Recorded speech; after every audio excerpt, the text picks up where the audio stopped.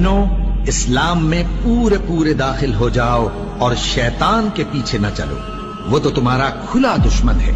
پھر اگر تم احکام روشن پہنچ جانے کے بعد لڑکھڑا جاؤ تو جان رکھو کہ اللہ غالب ہے، حکمت والا ہے۔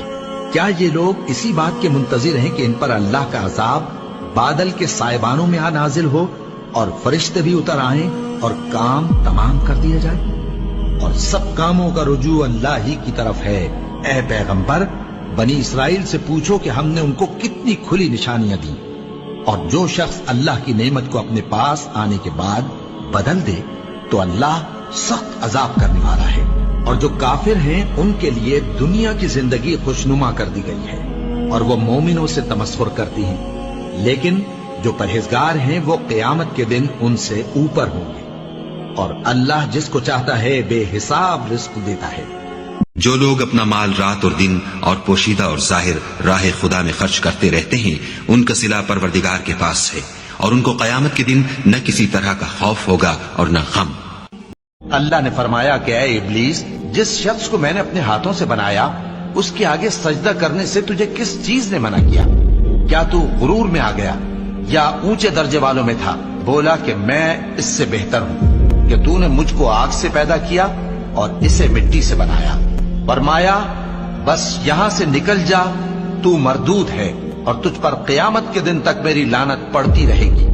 کہنے لگا کہ میرے پروردگار، اچھا تو مجھے اس روز تک کہ لوگ اٹھائے جائیں مہلت دے۔ فرمایا کہ تجھ کو مہلت دی جاتی ہے اس روز تک جس کا وقت مقرر ہے۔ کہنے لگا کہ مجھے تیری عزت کی قسم، میں ان سب کو بہکاتا رہوں گا سوائے ان کے جو تیرے چنے ہوئے بندے ہیں۔ فرمایا ٹھیک ہے، اور میں ٹھیک ہی کہتا ہوں کہ میں تجھ سے اور جو ان میں سے تیری پیروی کریں گے سب سے جہنم کو بھر دوں گا۔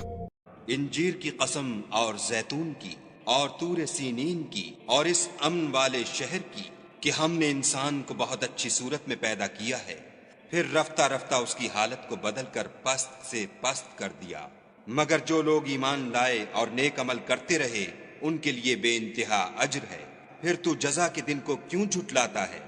کیا خدا سب سے بڑا حاکم نہیں ہے؟ اگر تم خوف کی حالت میں ہو تو پیادے یا سوار جس حال میں ہو نماز پڑھ لو، پھر جب امن و اطمینان ہو جائے تو جس طریق سے خدا نے تم کو سکھایا ہے جو تم پہلے نہیں جانتے تھے، خدا کو یاد کیا کرو۔ آسمان اور رات کے وقت آنے والے کی قسم، اور تم کو کیا معلوم کہ رات کے وقت آنے والا کیا ہے؟ وہ تارا ہے چمکنے والا کہ کوئی متنفس نہیں جس پر نگہبان مقرر نہیں۔ تو انسان کو دیکھنا چاہیے کہ وہ کاہے سے پیدا ہوا ہے۔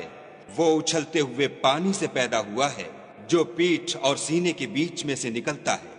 بے شک خدا اس کے اعادے یعنی پھر پیدا کرنے پر قادر ہے۔ جس دن دلوں کے بھید جانچے جائیں گے تو انسان کی کچھ پیش نہ چل سکے گی اور نہ کوئی اس کا مددگار ہوگا۔ آسمان کی قسم جو مہ برساتا ہے اور زمین کی قسم جو پھٹ جاتی ہے کہ یہ کلام حق کو باطل سے جدا کرنے والا ہے اور بیہودہ بات نہیں۔ یہ لوگ تو اپنی تدبیروں میں لگ رہے ہیں اور ہم اپنی تدبیر کر رہے ہیں، تو تم کافروں کو مہلت دو، بس چند روز ہی مہلت دو۔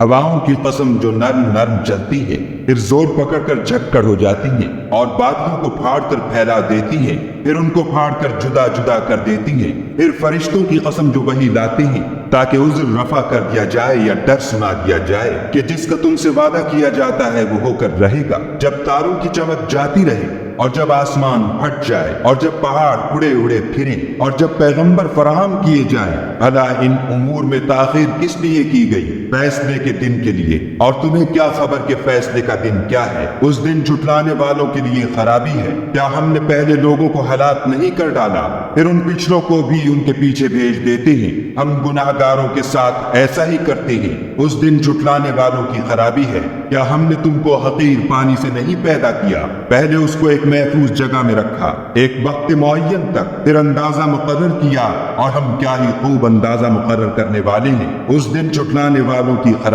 جو لوگ کافر ہیں یعنی اہل کتاب اور مشرک، وہ کفر سے باز رہنے والے نہ تھے جب تک کہ ان کے پاس کھلی دلیل نہ آتی، یعنی خدا کے پیغمبر جو پاک اوراق پڑھتے ہیں جن میں مستحکم آیتیں لکھی ہوئی ہیں، اور اہل کتاب جو متفرق و مختلف ہوئے ہیں تو دلیل واضح کے آنے کے بعد ہوئے ہیں، اور ان کو حکم تو یہی ہوا تھا کہ اخلاص عمل کے ساتھ خدا کی عبادت کریں اور ایک سو ہو کر، اور نماز پڑھیں اور زکوٰۃ دیں، اور یہی سچا دین ہے۔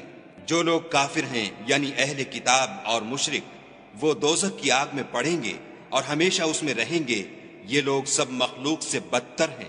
اور جو لوگ ایمان لائے اور نیک عمل کرتے رہے وہ تمام خلقت سے بہتر ہیں۔ ان کا صلہ ان کے پروردگار کے ہاں ہمیشہ رہنے کے باغ ہیں، جن کے نیچے نہریں بہ رہی ہیں، ابد الآباد ان میں رہیں گے۔ خدا ان سے خوش اور وہ اس سے خوش۔ یہ صلہ اس کے لیے ہے جو اپنے پروردگار سے ڈرتا ہے۔